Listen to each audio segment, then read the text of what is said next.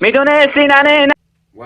ladies and gentlemen, it's finally that time again where we watch teams. We watch them in the international stage, and we watched 99.9 of them actually make it to the finals. Anyways, let's just get started. By the way, this is my second time recording this because the first time I actually didn't make a face cam video. It was absolutely terrible because I kept stuttering a lot and making mistakes here on the left, and I couldn't even make it past 5 minute mark. And that video was like literally a half an hour long. It's probably why I have a big C on speech class. Anyways, let's just get started with Motagua. Motagua, look, they were leveled 1-1 in the first leg, but unfortunately they couldn't capitalize that. Unfortunately, you have to remember Atlanta is sicko mode at home, and they beat them 3-0 at the second leg, so 4-1 to aggregate. In the second leg, P.T. Martinez and Joseph Martinez just kept going at it. P.T. Martinez, he had so many chances, but yet he couldn't finish them. But he did score, so hard work keep getting more, you get strong. Yeah. Next, we have Comunicaciones versus Club America. Look, let's be real. Who really thought that Comunicaciones would actually like go all out it on Club America? Yeah, not really that much. You gotta give some credit for Comunicaciones for actually tying them 1-1 at both home and away. But the only problem that they actually struggled was the penalty shootout. That, I mean, they were doing alright, except the last part they actually failed. But hey, congrats to them for actually putting up a fight. Next, we have Portmore versus Cruz Azul. Now, Portmore were actually like 10 or 15 minutes, I want to say, in the first leg from actually shocking CONCACAF and winning Cruz Azul 1-0. I know it's just 1-0, but it's Cruz Azul, and we're talking about Jamaican club. But you also have to remember, I said Jamaican club just a few seconds ago, and they actually proved to me that they are Jamaican club, and they conceded 2 goals in those last 15 minutes, I want to say, and this does include stoppage time, by the way. And I don't even want to talk about the second leg, because the second leg, it just got worse. I mean, it was so bad to the point, like, they didn't even have stoppage time. Next, we have LAFC versus Lyon. LAFC, well, you look at them in this first leg, they were absolutely shambles. Looked like a team just playing their first time, except they weren't LAFC, they were just a high school team. And Lyon, you gotta give them absolutely credits. They were just, so many chances, yet luck probably played really big in this part because they only got 2 goals out of it. And let's be real, if you saw LAFC before the second leg, you probably wrote them off. But unfortunately for LAFC, they came back ravaging 3 goals before Vela scored the first goal, and that continued the streak and made them win the game against Lyon. Vela did score, but the goal was offside, which I look at it and I don't really see it. I mean, you can also tell by the announcers, but your choice, I guess. I don't know. I mean, this is another one of these reasons where VAR should really be put in CONCACAF. I get they have it next season, but it would be really, really better if they had it now. But, you know, that's a whole nother story and the whole mud bath that I don't want to get in. Next, we have Tigres versus Alianza. You gotta feel bad for Alianza when you look at this, because this is literally the second time in a row that they were this close from making to the quarterfinals. You look at them from last year against Monterrey, they were pretty close. I mean, they had a few minutes left. It was like a half an hour, I think, but they conceded a goal to Monterrey, and this was at the second leg, I'm pretty sure. I don't remember, but the aggregate was 1-0. Oh, because I'm pretty sure it was a mistake. Probably, I don't really know the whole story. But then you look at this season and you look at Tigres. Tigres were falling behind. Like, you know how much shockwave it would have been if Alianza actually beat them? What's really interesting is that they were literally saved by their own goalkeeper. Tigres is Guzman. Guzman literally went all the way in the field and just bang, just headbutted it in the goal. Man, you gotta give it to Tigres for actually escaping that. And by the way, spoiler alert, that is the reason why they won this competition. Come on, Alianza. You gotta feel bad for Alianza, but I mean, at least they don't have to go for a third time because they're not qualified for next year's. Oh well. Next we have NYC UFC versus AD San Carlos. I mean, NYCFC was just pummeling AD San Carlos. And the second leg, I mean, it was just 1-0, and plus it was at the Red Bull Arena, so. Next we have Seattle Sounders versus Olympia, and my God, Seattle Sounders. I mean, if you call this a dynasty, I'm probably gonna laugh at you because I'm probably gonna bring back this match. Look, I'm sorry, but like in the first leg, you're literally minutes away from going up 2-0 and taking that result back home, but then you guys can just concede 2 goals. I get that, you know, you're playing in the beginning of the season. Your oxygen's probably low in those like last minutes, but come on, man, you have to defend and like keep that score. Like, you can't concede 2 goals. That don't work because you look like a dum just like me in school. Really, actually, I'm not playing. And then you also look at them in the second leg. I mean, they were minutes away from actually winning it until they conceded a great volley, by the way. Great volley by Olympia. And it was actually leveled, and I don't want to talk about the penalties. Penalties were alright. I get that they did have Nicolas Ladero and Roldan, but still, I mean, they survived without Jordan Morris in the 2018 MLS season, so I don't really see a point. I get that they're like your playmakers and stuff, but come on, it's literally Olympia that we're talking about. It's not that bad. Next we have Montreal versus Brisa. Look, Montreal, they actually were doing good in the first leg, and then they just 2-2. And then the second leg, it was just 0-0, so they actually won on away goals. I don't know. Let's be real. You didn't really see them making it to the quarterfinals, but here they are. I'm going to do what's called a pro gamer move. Next, we head over to the last 8. Let's go. Next, we have Atlanta versus Club America. Now, Club America, they just pummeled Atlanta. I mean, P.T. Martinez had so many chances, yet unlucky. He was just really unlucky in that game. But, you know, it is what it is. It sucks. Next, we head over to Tigres versus NYCFC. Look, NYCFC had so many chances, yet they couldn't finish it. And at the last minute, in the last second, you know how much that hurts? To know that the last second, they conceded a goal. Good job, NYCFC.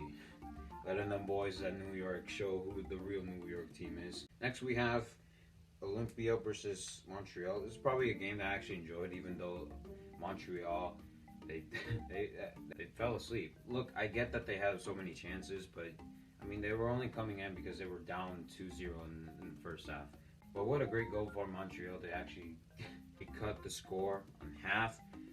There was a handball little argument going on the last few minutes. Again, another reason why VAR should have been added, because it would have been so helpful. Anyways, like I said, that's beside the point. That's a bath mud that I really don't want to get in because I'm going to get dirty. Let's be real. Not that kind of, alright? Take that thought out of here. Get out of here. Alright, coronavirus break. Hey.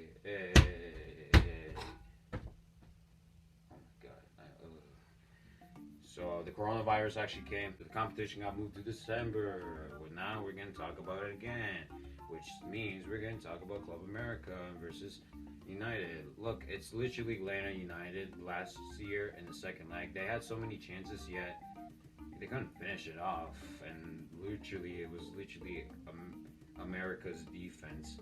I know it's America, but America for you, for you American people.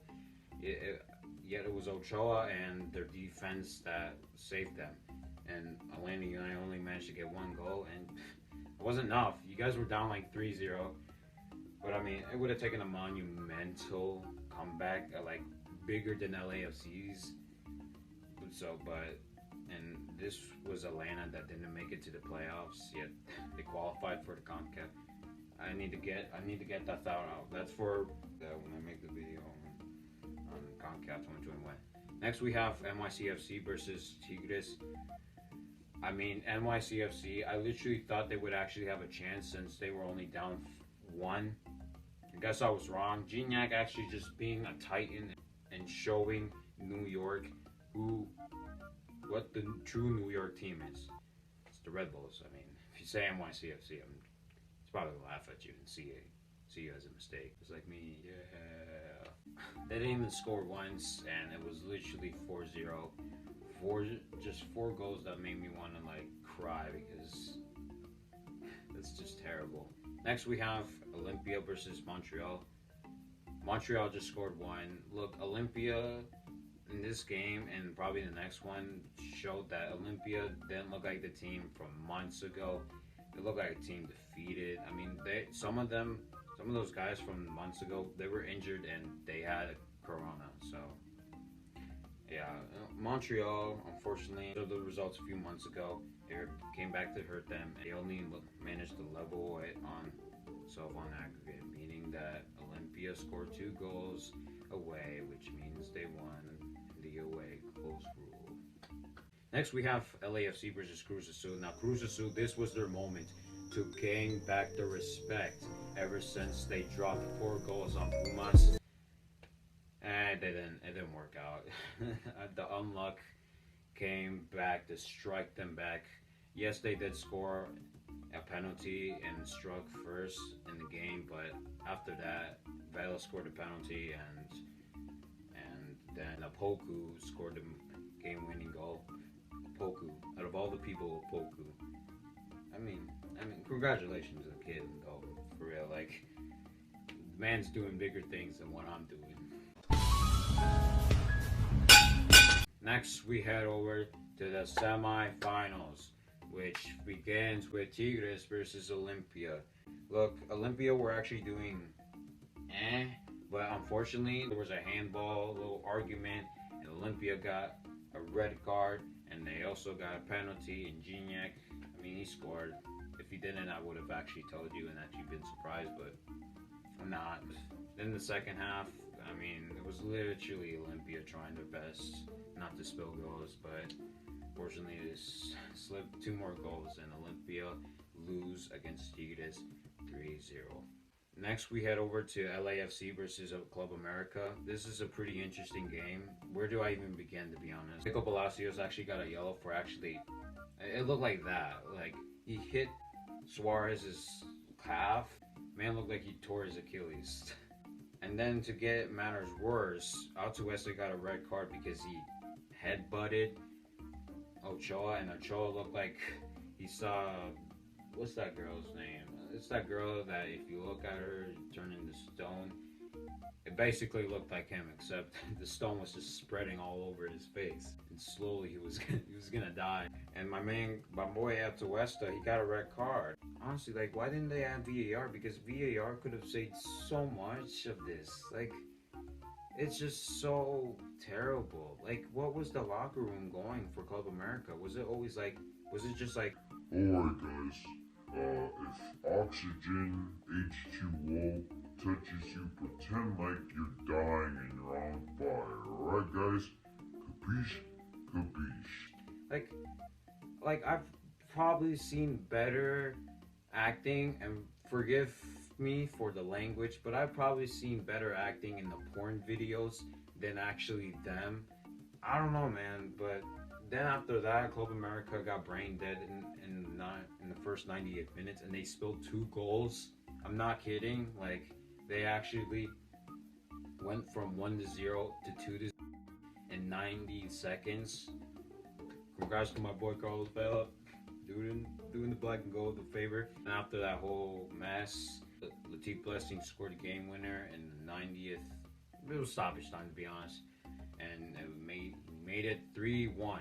Let's go. Thank you, Latif Blessing. Let's be real. This match was probably the most controversial and the most memorable matches in LAFC's history. So, hey, I give this match 8 out of 10.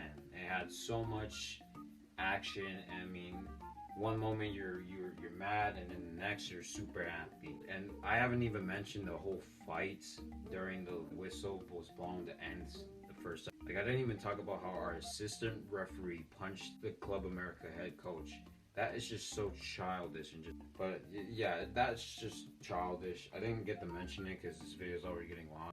Next, we head over to the grand final, LAFC versus Tigres. Look, LAFC before they scored the goal, They were just pressing forward, just keep on throwing things at Tigres. And Tigres, they got nothing, bro. They got nothing. And then after LAFC scored, Diego Rossi with the blue chip. I guess that's a chip. Doesn't look like a chip, but I'll count it as a chip. And after that, LAFC just looked like a team that just got too carried away and they lost. And their defense, the main problem that was cursing them throughout the 2020 season, it came back. Honestly, came back. Especially when you look at the 2 goals that Tigres scored. Those could have been preventable, especially the corner, because the corner was probably caused by miscommunication with Vermeer and Segura. And then you look at the second one. I mean, that one could have been prevented too, but like, it's LAFC's defense. They really don't like get close to you when you have the ball. They literally just back away like you have Corona and they're really trying to follow the CDC guidelines. I don't know, but great deserved win from Tigres. And that final, I mean, that was probably the worst defeat that I've ever felt. I mean, it's up there with the Seattle in the Western Conference, but that's probably up. It's probably arguably higher than that, some would say. But great, congratulations to Tigres for actually winning it. Deserved. But yeah, good job to them, and good job to Gignac for winning the Golden Boot. Unfortunately, Carlos Vela didn't score, and look, I'm sorry, but LAFC, I mean, in their biggest games, Carlos Vela is pretty quiet. It hurts to say it, but it's true. He is pretty quiet, and he doesn't do anything except for flop.